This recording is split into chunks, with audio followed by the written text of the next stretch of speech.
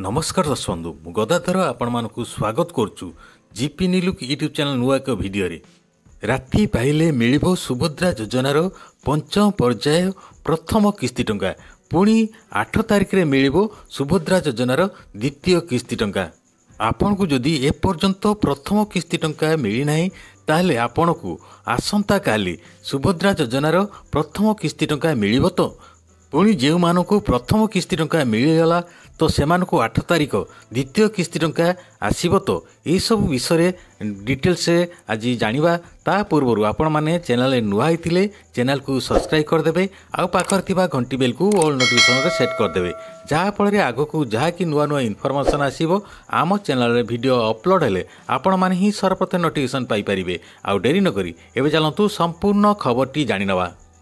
तो देखंतु बर्तमान सुधा जहाँकि सुभद्रा योजनार 1 कोटी रु अधिक हिताधारी आवेदन करिथिया बेले जहाँकि चतुर्थ पर्याय पर्यंत 88 लाख जहाँकि 30,000 हिताधारी को सुभद्रा योजनार प्रथम किस्ती टंका मिल सारी। तो आसंता काली जहाँकि 6 तारिख जहाँकि सुभद्रा योजनार पंचम पर्याय प्रथम किस्ती टंका देवे सरकार। तो पुणी गोटे दिन छाड़ी जहाँकि 8 तारिख यही 8 तारिख एक कालीन 1 कोटी रु अधिक हिताधारी को सुभद्रा योजनार द्वितीय किस्ती टंका जहाँकि 5,000 लेखा मिलिबो। सबुठारु बड़ कथा होची आपण जदि जे सुभद्रा योजनार प्रथम किस्ती टंका पाई सारुचंती ताहले आपण माने आपण को द्वितीय किस्ती टंका मिलवा पई आपण को चेक करिया पड़िबो आपणकर जो बैंक अकाउंट सहित आधार सीडिंग होईची सेटा एक्टिव अच्छी कि नहीं जहाँकि सुभद्रा योजनार टंका डीबीडी आकार मिलता है जहाँकि डायरेक्ट बेनिफिट ट्रांसफर तेणु आपण मानकु चेक करिया पड़िबो। पुणी तो बर्तमान समय जहाँकि समस्त पाखे एंड्रॉइड फोन रही तो आपण मैंने किपरि निज मोबाइल रे चेक करि परिबे पूरा प्रोसेस आपण माने देखि नियंतु सेति आपण मानकु निजर मोबाइल फोन रे कौनसी को ब्राउजर खोलिया पड़िबो। देखंतु मु मोबाइल रे गूगल ब्राउजर खोलुची खोली जो सर्च बार रही से सर्च बार रे एनपीसीआई लेखी या को मु सर्च करुच्ची सर्च कले आपण को मोबाइल रे आउ गोटे एपरी इंटरफेस खोली जिवो। देखि पारुथिबे जो प्रथमे एनपीसीआई आसुची वेबसाइट टी जाकि तारि ऊपर आपण मानको क्लिक करिया पड़िबो। देखंतु मु तारि ऊपर क्लिक करनोची क्लिक कले आपण को सामना रे एही परी गोटे इंटरफेस खोली जिवो।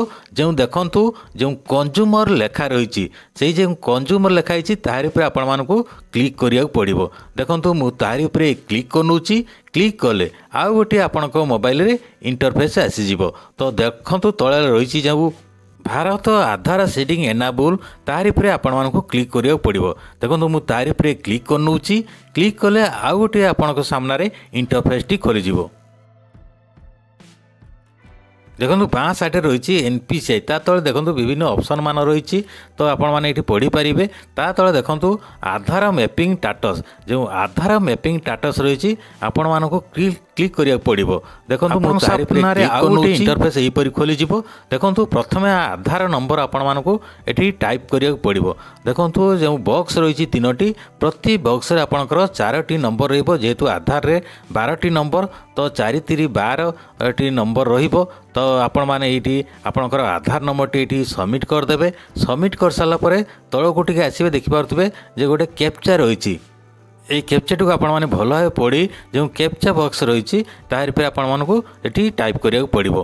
देखंतु जो मु कैप्चा बॉक्स ऊपर जहाँकि रही कैप्चा ताको मु लिखि दउची ता तळे देखंतु ग्रीन बॉर्डर रही देखंतु चेक स्टेटस आपण मानकु तारि पर क्लिक करिया पड़ियो। क्लिक कले एपरी कि समय लोडिंग नब लोडिंग नहीं सारा पर आपण सामना रे आपणकर जो आधार नंबर सहित मोबाइल नंबर लिंक रही से नंबर को ओटीपी आसीबो। एई ओटीपी बॉक्स रे से ओटीपी टू सबमिट कर देबे। देखंतु मु से ओटीपी एठी सबमिट कर दोची। सबमिट कर साला पर तळे थिबा ग्रीन बॉर्डर कन्फर्म पर क्लिक कर किछि समय लोडिंग नब लोडिंग लई साला पर आपण सामना रे एपरी इंटरफेस टी खोली जिवो। देखो प्रथमे देखंतु मैपिंग स्टेटस राइट साइड देखंतु जाकि एनाबल फॉर डीबीडी तो आपणकर जे डीबीडी एक्टिव अच्छी आउ केउ बैंक मध्य एठी मेंशन हेइथिबो। तो आपण माने एपरि चेक करंतु जदि आपणकर इनएक्टिव शो होउची ताले प्रथम किस्ती आसतिले मध्य आपण माने द्वितीय किस्ती रु वंचित हेबे। सेथिपई आपण माने घरे बसी आपण बैंक को न जाई निज मोबाइल रे किपरि जे डीबीडी लिंक करिवे तार प्रोसेस मु आपण मानको परवर्ती वीडियो रे जणाई देबी।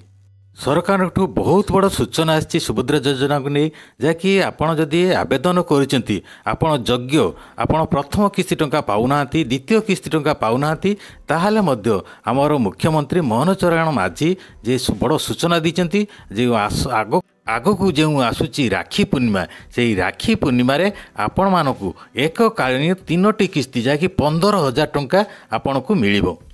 ଆହୁରି ମଧ୍ୟ ଜାଣି ନିଅନ୍ତୁ, ଆପଣଙ୍କ ପରିବାରରେ ଯେଉଁ ମହିଳାଙ୍କର 21 ବର୍ଷ ପୁରି ଯାଇଛି, ଯାହାକି ସୁଭଦ୍ରା ଯୋଜନାର ଶେଷ ଆବେଦନ ତାରିଖ ଯାହାକି ମାର୍ଚ୍ଚ 31 ତାରିଖ ରଖାଯାଇଛି, ତାହାରି ଭିତରେ ଯେଉଁ ମହିଳାମାନେ ଆବେଦନ କରିବେ ସେମାନଙ୍କୁ ମଧ୍ୟ ରାକ୍ଷୀ ପୂର୍ଣ୍ଣିମାରେ 15,000 ଟଙ୍କା ଏକକାଳୀନ ମିଳିବ। ଏହା ଥିଲା ସୁଭଦ୍ରା ଯୋଜନାକୁ ନେଇ ଇନଫର୍ମେସନ୍। ଯଦି ଇନଫର୍ମେସନ୍ ଭିଡ଼ିଓଟି ଆପଣମାନଙ୍କୁ ଭଲ ଲାଗିଛି, ଭିଡ଼ିଓଟି ଗୋଟେ ଲାଇକ୍ କରିବେ, ଭିଡ଼ିଓଟିକୁ ସାଙ୍ଗସାଥିମାନଙ୍କୁ ସେୟାର କରିବେ। ପୁଣି ଏକ ନୂଆ ଭିଡ଼ିଓ ନେଇ ଆସୁଛି, ସେତେ ପର୍ଯ୍ୟନ୍ତ ରହିଲି, ଥ୍ୟାଙ୍କ ୟୁ।